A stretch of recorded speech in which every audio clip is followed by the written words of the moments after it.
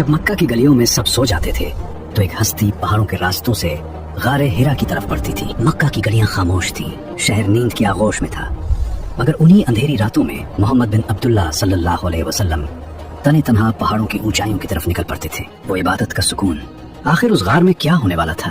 کیا دنیا بدلنے والی تھی؟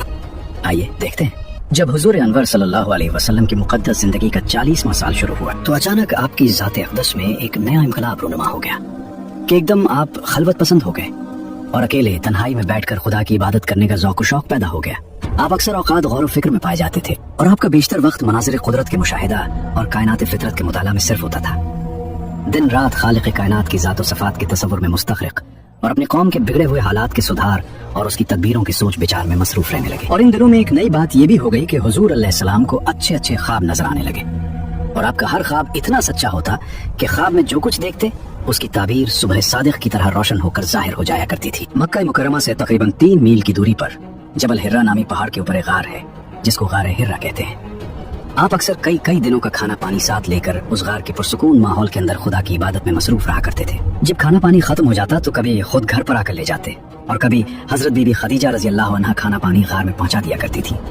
آج بھی یہ نورانی غار اپنی اصلی حالت میں موجود ہے اور زیارت گاہ خلائق ہے۔ ایک دن آپ غار ہرا کے اندر عبادت میں مشغول تھے کہ بالکل اچانک غار میں آپ کے پاس ایک فرشتہ ظاہر ہوا۔ یہ حضرت جبریل علیہ السلام تھے جو ہمیشہ خدا کا پیغام اس کے رسولوں تک پہنچاتے رہے۔ فرشتے نے ایک دم کہا کہ پڑھیے۔ آپ نے فرمایا کہ میں پڑھنے والا نہیں ہوں۔ فرشتے نے آپ کو پکڑا اور نہایت گرم جوشی کے ساتھ آپ سے زوردار مانخا کیا، پھر چھوڑ کر کہا کہ پڑھیے۔